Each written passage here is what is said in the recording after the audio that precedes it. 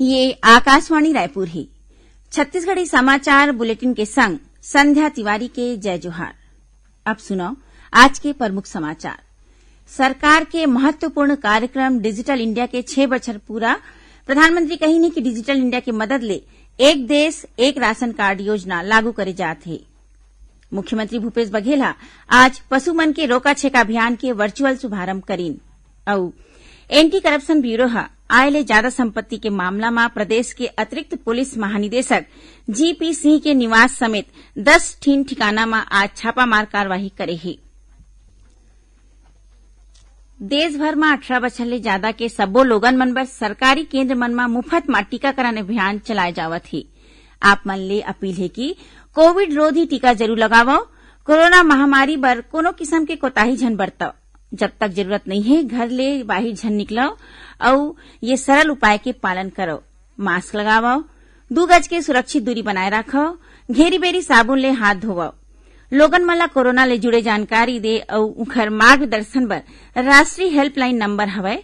छत्तीसगढ़ बर helpline number हवय 104 और 0771 22359091। संगे संग राष्ट्रीय हेल्पलाइन नंबर हवय 1075। अब समाचार विस्तार ले। प्रधानमंत्री नरेंद्र मोदी कही कि डिजिटल इंडिया कार्यक्रम के 6 बछर में देश प्रौद्योगिकी ला अपनाए में तेजी ले प्रगति करे है। डिजिटल इंडिया लोगन मन के जिंदगी बदल दे है। डिजिटल इंडिया के 6 बछर पूरा होए के मौका में एक ठिन कार्यक्रम ला संबोधित करत प्रधानमंत्री कही कि डिजिटल इंडिया के मदद ले न्यूनतम सरकार और अधिकतम शासन के सपना पूरा होही। श्री मोदी कही कि डिजिटल इंडिया आत्मनिर्भर भारत के एक ठिन साधना है और ये 21वीं सदी में भारत ला मजबूत बनाए के एक ठिन नारा बन गए है। प्रधानमंत्री कही कि डिजिटल इंडिया ये कैसे संभव करे है, एखर बने उदाहरण है डिजी लॉकर। स्कूल के सर्टिफिकेट, कॉलेज की डिग्री, ड्राइविंग लाइसेंस, पासपोर्ट, आधार कार्ड या दूसर दस्तावेज ला संभाल के रखना लोगन मन में बड़ चिंता रहे।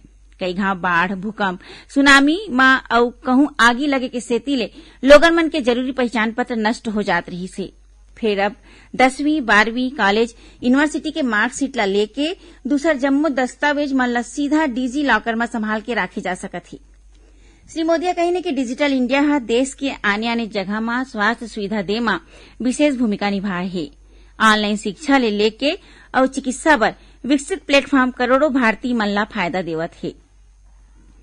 कोविड के दौरान डिजिटल इंडिया के लाभ की बात करत प्रधानमंत्री कही कि दूर दराज के लोगन मन ला विशेष रूप ले महामारी के दौरान ई संजीवनी के फायदा मिले है। डिजिटल इंडिया मिशन आधारभूत ढांचा के विकास की गति पर ज्यादा ध्यान दे है। प्रधानमंत्री कही कि गांव मन में करीबन 2.5 लाख कॉमन सर्विस सेंटर काम करत है। उमन कही कि डिजिटल इंडिया के मदद ले एक देश एक राशन कार्ड के अवधारणा ला लागू करे जावत है। प्रधानमंत्री वीडियो कॉन्फ्रेंसिंग के माध्यम ले आज डिजिटल इंडिया के आने आने योजना के लाभार्थी मन ले घलो गोट बात करी।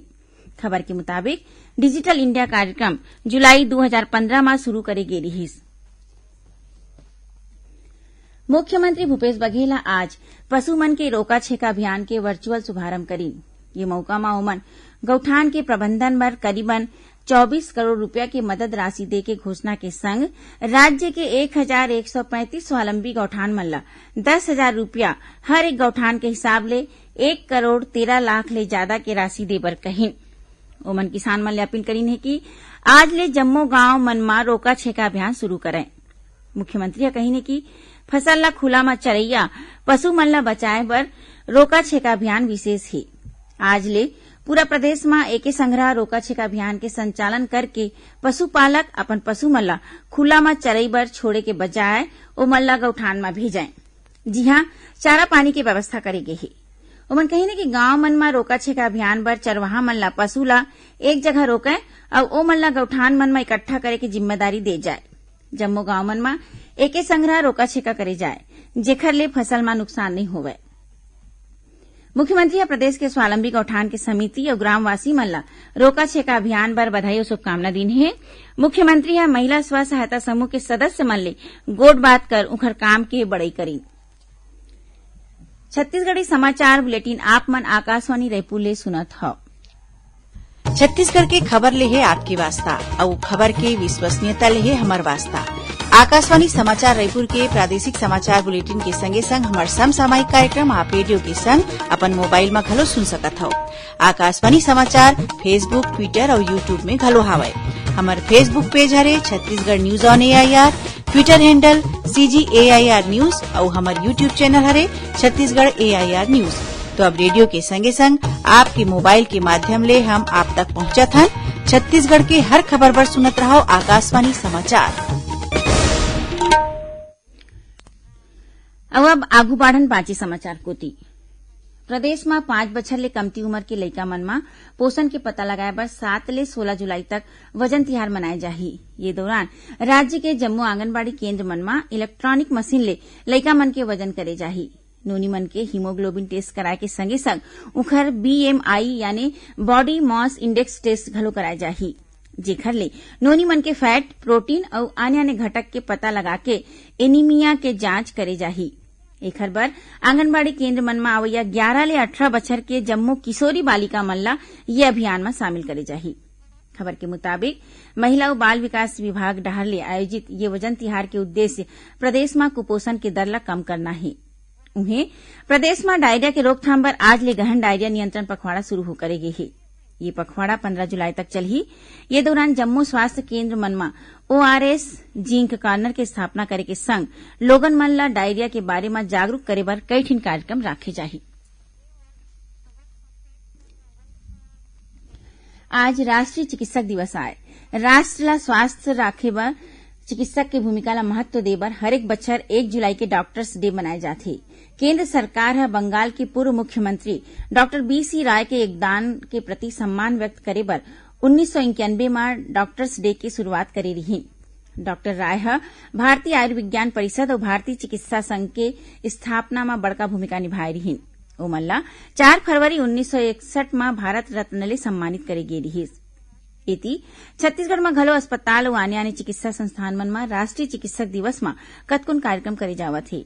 ये कड़ी में रायपुर के 52 झीन डॉक्टर मन डहर ले एक पहल करे गे है। ये डॉक्टर मन हा एक हेल्पलाइन नंबर जारी करे है, जेमा फोन करके मरीज मन अपन बीमारी ले जुड़े मदद ले सकथे। ये सुविधा मुफ्त में दे जात है। डॉक्टर मन डहर ले बनाए गए ये टीम में 52 झीन डॉक्टर के संग नर्सिंग स्टाफ, ऑपरेटर और ड्राइवर घलो शामिल है। ये काम डॉक्टर मन हा निःशुल्क करत है और बाकी जम्मू स्टाफ ला तनखा दे जाथे। एंटी करप्शन ब्यूरो ACB हा आय ले ज्यादा संपत्ति के मामला में प्रदेश के अतिरिक्त पुलिस महानिदेशक GP सिंह के निवास समेत 10 ठिकाना में आज छापामार कार्रवाई करे है। ACB की टीम हा आज बिहनिया 6 बजे ले GP सिंह के घर में दबिश दिन।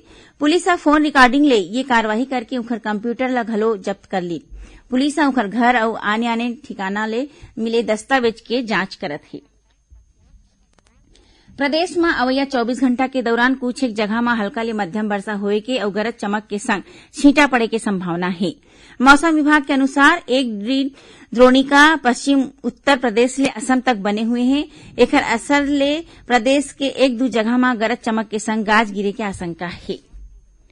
आखिर में प्रमुख समाचार एक घाव फेर।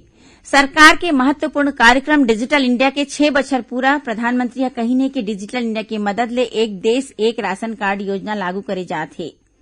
मुख्यमंत्री भूपेश बघेल आज पशु मन के रोका छेका अभियान के वर्चुअल शुभारंभ करीन और एंटी करप्शन ब्यूरो आय ले ज्यादा संपत्ति के मामला में प्रदेश के अतिरिक्त पुलिस महानिदेशक GP सिंह के निवास समेत 10 ठिकाना में आज छापामार कार्रवाई करे है। एक संग छत्तीसगढ़ी समाचार बुलेटिन यहीं सिरावत है। जय जोहार।